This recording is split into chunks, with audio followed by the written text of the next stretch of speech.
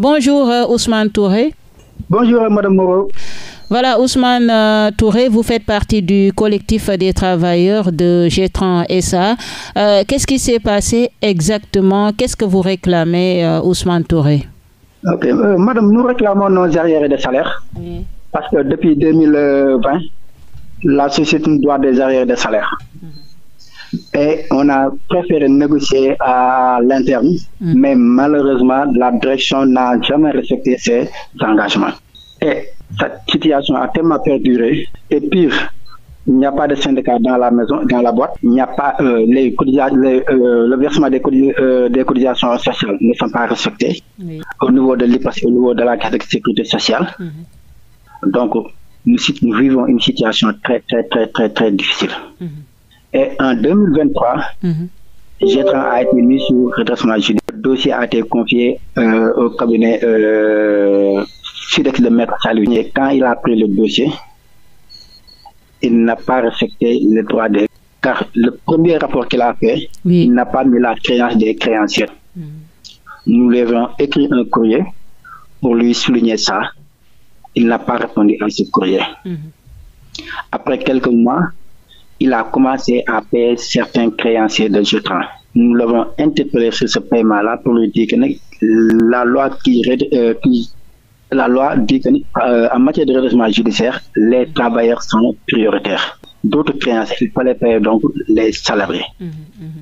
Il n'a pas répondu à ce courrier-là, il n'a pas répondu à ce courrier. Nous étions obligés de saisir le tribunal du travail. Quand on a saisi le tribunal, c'est en ce moment-là qu'il nous a reçus. Et puis, lors de cette année, on est resté droit à notre but. On lui a dit que nous, ce qu'on réclame, c'est le paiement de nos arriérés de salaire et que vous respectez nos droits. Il a sorti une enveloppe, il a donné chaque employé 500 000 francs et il a dit que dans 2 semaines, il va solder les créances. Mais depuis lors, il n'a pas respecté lui ses engagements.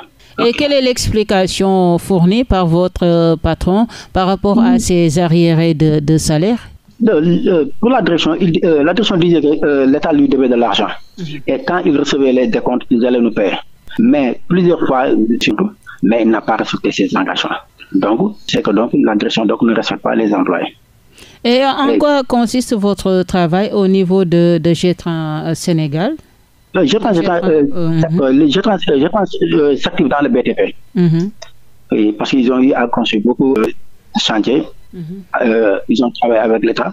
Donc, ils ont eu à bénéficier des marchés d'art. D'accord.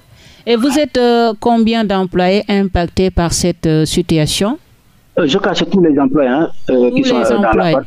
Tous les employés qui sont dans cette boîte. Est-ce qu'on peut avoir le nombre exact ou bien? Le nombre exact, parce qu'à peu près, il y a beaucoup de départs actuellement. Entre-temps. Il y a beaucoup de départs. Parce qu'il y a des gens qui sont dans les chantiers, il y a des gens qui sont dans... C'est une société qui s'active dans le BTP, il y a des gens qui sont dans les bureaux. D'accord. Donc, le nombre exact, je ne le connais pas, mais je sais bien qu'il y a beaucoup de départs, il y a un certain nombre de travail qui reste. D'accord. Et 11 mois également, comment vous vivez cette situation? Très difficile, madame. Très difficile. De temps en temps, il faut nous donner 1 mois de salaire. Et 1 mois là, la direction ou bien défalquer sur ces salaires-là, sur ces 1 mois de salaire, en disant que vous étiez absent tel jour, vous étiez absent tel jour, vous devez au minimum 11 mois de salaire. Et la loi dit que le salaire n'est plus obligé de venir, mais malgré cette disposition légale, les gens font des sacrifices pour venir. Mais des fois, les gens n'ont pas de travail, ils sont obligés de rester chez eux ou bien de faire tel travail. Mais malgré ça, la direction ne prend pas ça en compte. S'il ne veut pas éviter que vous étiez absent tel jour, développer sur votre salaire sur les jours. Actuellement, il n'y a pas de négociation entre vous et entre les employés. C'est la négociation avec la direction, mais la direction, la dernière version qu'il a donnée, il a dit que maintenant c'est le syndic qui gère le dossier. Le syndic, jusqu'à la veille de la Corée, nous lui avons demandé un rendez-vous. Il n'a pas répondu à ce rendez-vous-là, à cette demande-là, excusez-moi. Nous avons fait un courrier. Le syndic n'a pas répondu à ce courrier-là. Donc, jusqu'à présent, c'est ce qui nous a poussé de saisir les médias pour informer l'opinion publique de notre situation. Et votre plan d'action, est-ce que vous avez un plan d'action? Qu'est-ce que vous comptez faire exactement pour vos droits? Oui, on a un plan d'action parce que d'abord, on a saisi un avocat qui va Et comme je l'ai dit, nous sommes en redressement judiciaire. Nous avons le pouvoir dénoncer le redressement judiciaire. Et si on dénonce le redressement judiciaire, la société serait déclarée faillite. Donc, nous avons donc un plan d'action à faire. On a saisi notre avocat.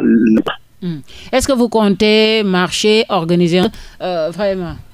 C'est pas excluant. Si jusqu'à présent la direction ou bien le syndic ne réagissent pas, donc nous allons passer à l'étape supérieure. D'accord. Et avez-vous un message à lancer aux nouvelles autorités par rapport à cette suite des travailleurs de Gétrans Sénégal? Très bien. Donc c'est ça. Nous allons faire un courrier que nous allons adresser pour les informer de notre situation et de dire aussi que surtout le ministère du Travail veille sur le droit des travailleurs. Parce que ce n'est pas seulement le cas de Gétrans, mais si nous constatons beaucoup de travailleurs vivent des conditions très difficiles. Les employeurs ne respectent pas le droit des employés dans les entreprises. Donc, c'est un cri de cœur que je fais à partir de notre antenne. Donc, nous appelons donc aux autorités de veiller et de surveiller les employés, de faire des soins dans les directions pour que les droits des travailleurs puissent être respectés. Et pourtant, avec cette situation des travailleurs au Sénégal, le président Diomaye appelle à un pacte de stabilité sociale. Vous en pensez quoi? C'est une très bonne idée. Hein. Nous sommes d'accord pour cet appel-là, mais comme on le dit là, le salaire a un caractère alimentaire. Si, exemple, l'employé ne perçoit pas son salaire, donc c'est très difficile. Nous ne réclamons pas des indemnités ou bien quoi que ce soit. Nous réclamons seulement le paiement de nos salaires. Donc si nos salaires sont payés à temps, pour les restes, on peut attendre que le pays soit stable pour qu'on puisse réclamer. Deuxièmement, la situation des moments ou bien des occasions où ils pouvaient solder nos arrières de salaire. Mais la direction n'a jamais fait ça. Donc, si nous sommes arrivés jusqu'à cette situation-là, donc, ça dit que c'est la direction qui n'a pas fait ce qu'il devait faire depuis. 11 mois sans salaire et on sait tous que la vie coûte excessivement cher au Sénégal. Comment vous faites pour s'en sortir, Ousmane Touré?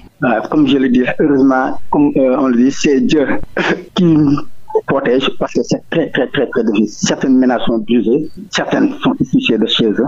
En tout cas, comme je l'ai dit, les gens vivent une situation très difficile, madame. Très difficile. Ça, on ne peut pas l'expliquer. Comme je l'ai dit, la dernière fois, c'est la Corée. Madame, imaginez un père de famille. Gétrans Sénégal, c'est ça? Oui, madame Moreau.